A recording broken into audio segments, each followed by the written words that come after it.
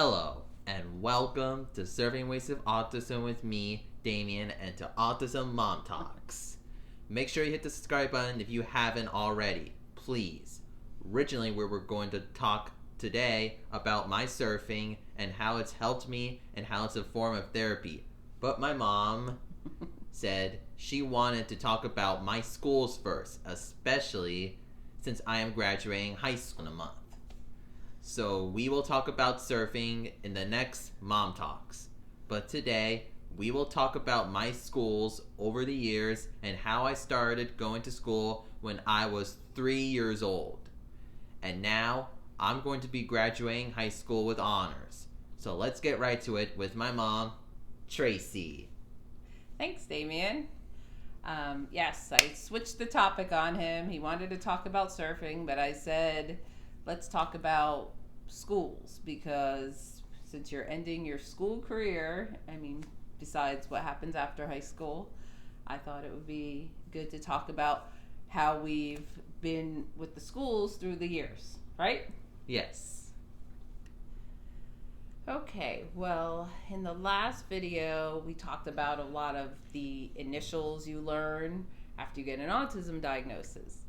And one of the initials I left out was the one for the schools, which is remember? IEP. IEP. IEP, which stands for Individualized Education Plan. And when you have a child with a special need in the public school system, you get one of these IEPs, and you have a meeting every year to discuss the different areas they're going to work on, or accommodations that they need. So with these IEPs, he had his first one when he was 3. We went through evaluations with the school, and then we did his first one when he was 3, and he started school in August of 2005. Yeah. Do you remember what day? No. No. Probably August 11th. Oh. He remembers dates. That's a whole nother subject. But he started school, and he went to a school. It was called Tedder Elementary. He was in what's called a cluster program, where it's mostly autism. Sometimes there's other special needs in there, but it's basically called the autism cluster. And he went to school at 3 years old from 8 a.m. to 2 p.m. And I'm going to show you real quick. Oh my God. This thing is filled with all his stuff. His evaluations and everything from the first couple of years of his life. And then this is a book we had about his early development, and has a lot of stuff from the very first year at Tedder. So the first time I took him to school at Tedder, he was 3 years old. The backpack was almost bigger than him, and I brought him in, and he cried and was upset, and I cried, and I had to leave him. And then the next day when I took him in, I took him in, and I was waiting for him to cry. He didn't cry. I cried. And the next thing I know, I was talking to the teacher. He came over, and he took my hand and put it on the doorknob to leave the room, and waved at me. And I go, "Oh, I guess you're telling me to leave. Thanks." So from that day on, this kid has loved school, right? Yep. I'm probably the only parent in the world that threatens their kid if they don't do something, then they're not going to school the next day. I use it as a punishment. He went to Tedder for the whole year, 2005 to 2006. He made a lot of progress there. They did a lot of individualized tasks, a lot of things that you would do in like ABA therapy, and he had speech at school and OT at school. Plus, we went to those therapies after school and stuff. Yeah.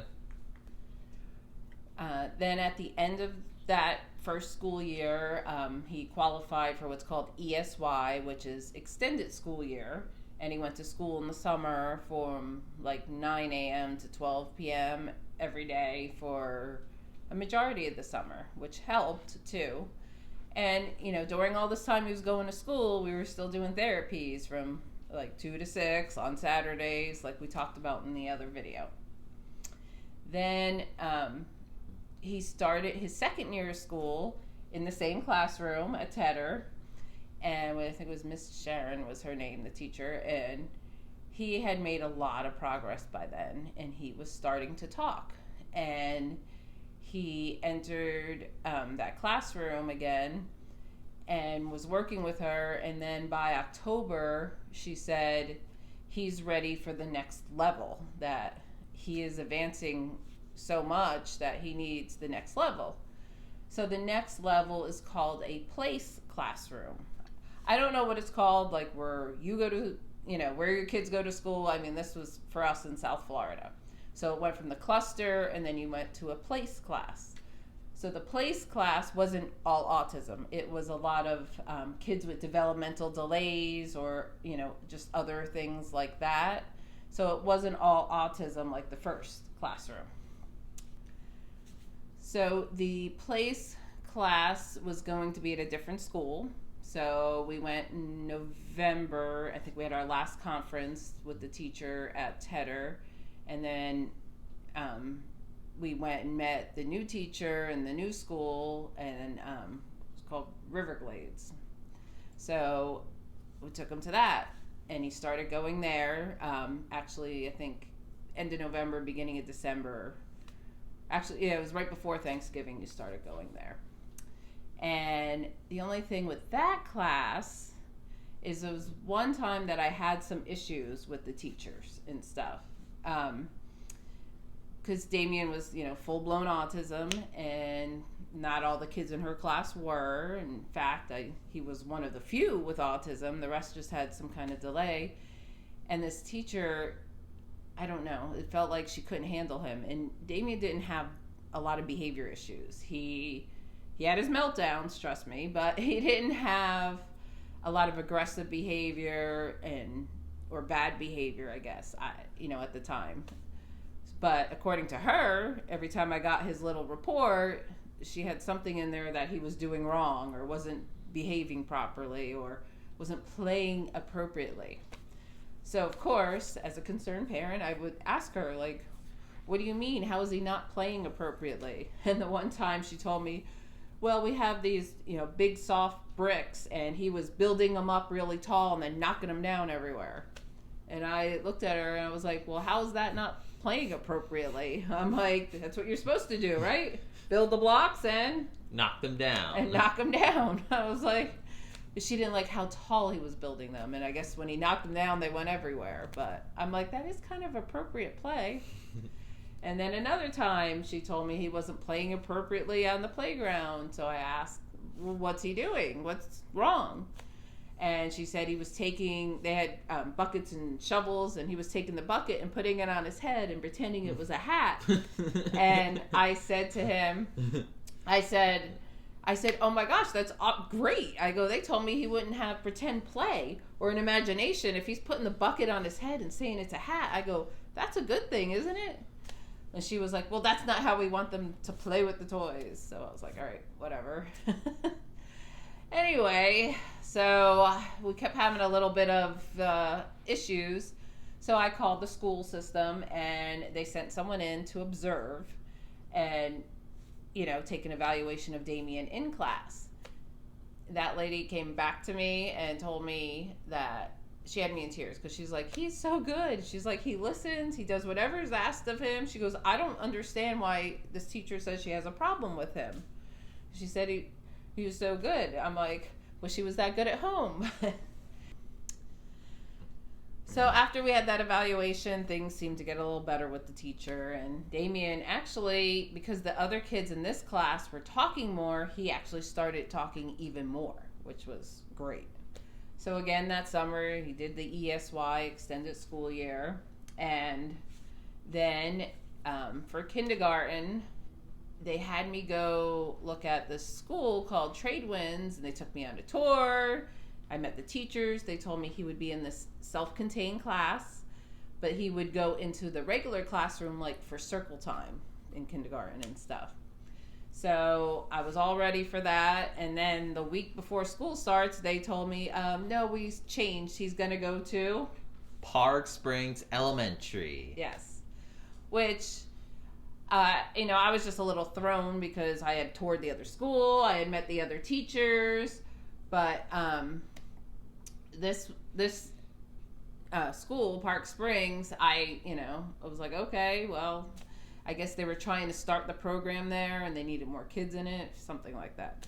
Anyway, he started there in kindergarten and he was in the self-contained class and he would, like I said, go out for circle time into kindergarten and stuff. And he was, he loved it. Well, he's loved school since the beginning. So after kindergarten, we did the summer school again. And then for, first grade, second grade, third grade, you did really good at Park Springs. Every time they started to, every year they started to put them more into the regular classroom. You started going in, not just for, circle time, I guess, in first and second or third grade, but you'd go in more for like morning greetings, and you started going in for science and social studies, and you would go to specials with the regular class. You would do math and reading mostly in the self-contained classroom. So then, you got through third grade. Well, there's this thing called, back then it was called the FCAT, and you had to take it in third grade, a standardized test, and if you didn't pass it, you were automatically left behind. So one thing, Damian could do really good in classwork and everything, right? Mm-hmm. But standardized tests are where he struggles, right? Mm-hmm. We don't know why, but you do with the standardized. So there comes the FCAT, the end of third grade, and he didn't pass. And they call me and tell me, okay, he's going to have to be left back.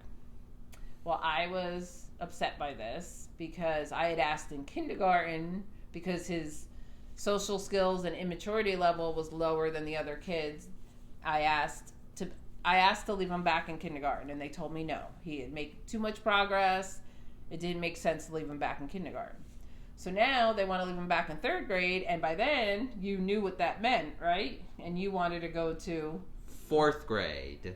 But because of the way those tests were and the rules, and I just didn't have it in me at that point to fight the whole school system, so I gave in, and they held him back, and you repeated third grade. Yes, again.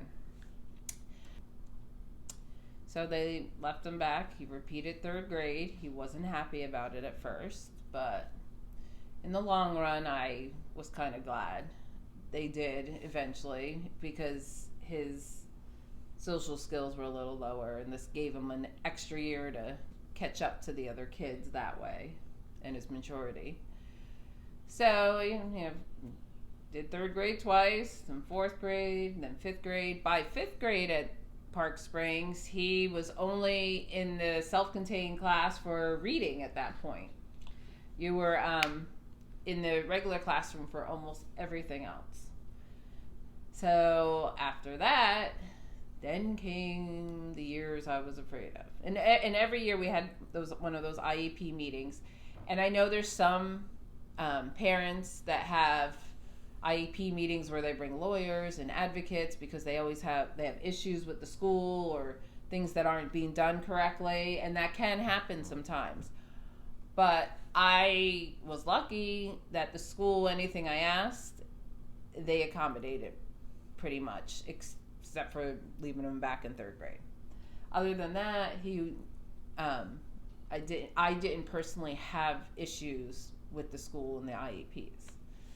So then we went to Lions Creek Middle School. In middle school, made me nervous. But it was only 6th, 7th, and 8th grade at the middle school. And when we had our first meeting with the middle school, they asked me if I wanted him in the self-contained class or if I thought he could be in the regular classrooms, but he would have to switch classes with the kids. So another child had an aide, so that aide kind of watched over him and her, and so he was in middle school completely in regular classes. He wasn't in the autism class at all, and he did really well. He was able to get to his classes. It was nice because I knew we had what's called the ESE, another initial, the education specialist at your school, and we had an ESE support that followed you, right, and helped you and one of the other kids in middle school, right? Yep. So we made it through middle school, 6th, 7th, 8th grade. Even got an award from the county, from the city, for achievements. I don't even remember the name of it. I'll put it up here because I know I have the certificate. But it was really nice to see him get an award like that. And down here they don't do graduations for middle school, so his school didn't. So after 8th grade came the transition to Monarch High School. Okay, before we get more into the talk about high school, which was a big transition, I did want to touch on, I forgot to say that starting, I think, in 2nd grade, he started staying, because I was a single mom. I needed to start working. So he started staying in aftercare. And we would do his therapies later in the evening. And as he progressed, the therapies were less and less also. So we had already stopped ABA, I think, in 2007, because I just couldn't afford it anymore. And the other therapies, because he progressed so much, he didn't qualify for as much therapy. So everything had slowed down that way. But we were still doing a few of them at night, speech and OT, right? Yeah. And we still did swimming and surfing and all that stuff. We did the horse therapy for a while. But so he started in the after school. He was in the after school program. So then in middle school they had an after school program, which helped so I could work. But then when we got to high school, he was transitioning again, and that was a big transition. And they don't have an after-school program for high school. And he would get out of school at 2:40, and I didn't know what to do with him. So by now, Damian had gotten old enough where I was leaving him alone, like, for little bits at a time. But I didn't want him to be on the regular bus going home, because it would leave him. We had already moved from our house to a townhouse, and he would have had to walk. And I was just nervous. Even though he was 14, I was just nervous at the time. 15. Oh, excuse me, 15. You were? Freshman year? You were 15? Yeah. When he started? Okay. So he was 15 when he started his freshman year. So I was still kind of nervous with him walking, afraid of bullies or someone following him home. So I had to go to the high school and get him what's called door-to-door busing, where they would drop him off right in front of his door and watch and make sure he went in, and then he would be alone for only like 2 hours or so until I got home from work. So that's what we had to start doing in high school. So that was a big transition for me too.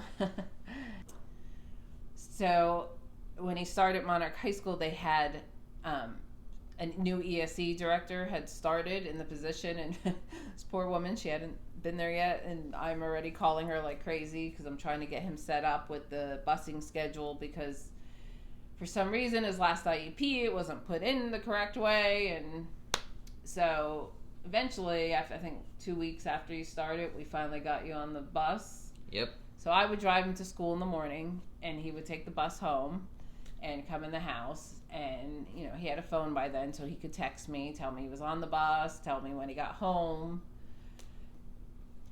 I'm very lucky that he did progress so much that he could be left alone for those couple hours in between school ending and me getting home from work. So not everyone, has that with a child with autism. We worked hard to get to that point, trust me. It was not always easy. And so when he got to high school, he wound up being completely mainstreamed again. And of course, I told him, I go, if you don't keep your grades up in these classes, then you're going to have to, go into the self-contained class for extra help or, for certain classes. And he's like, nope, I want to be mainstreamed. I want to be with, walking around and switching classes with everyone. So he did on his own. And then he did have ESC support. He had a classroom he could go to. Some of the accommodations that were made for him in his IEP were that he would have small group testing. So if the class was taking a test, he could go to you could tell more about this, to the ESC room. Yep. And then you'd have one or two kids in the room. Yeah. And do small group testing. He had reduced homework. He had extra time for his work. So those are all things. That's some of the stuff that we put in his IEP for accommodations to help.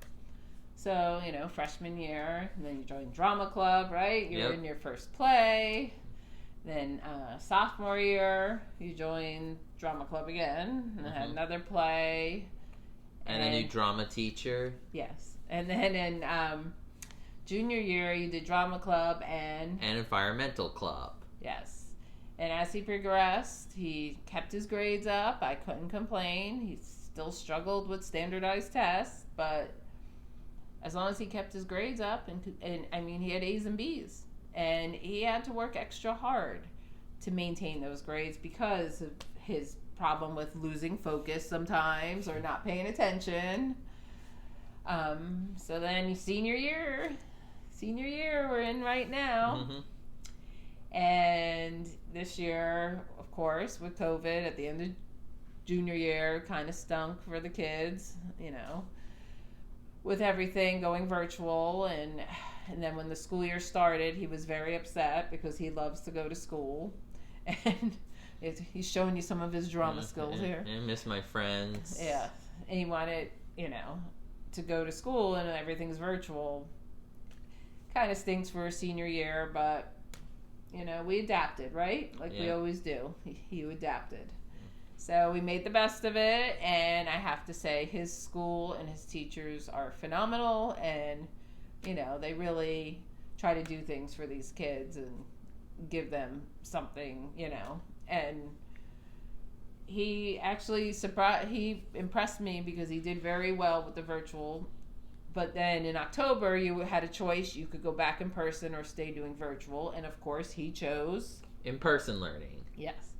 Even though when he goes in person, he's still sitting in front of a computer doing the virtual, but he's in the classroom with the teacher, and that makes him happier, right? Yep. Because you love going to school. Sometimes you have to wake your kid up in the morning, and you're like, get up, it's time for school. He wakes me up, and he's all ready to go, and he's like, Mom, time to take me to school. And I'm like, okay, I'm getting up. And we had last week his last IEP meeting.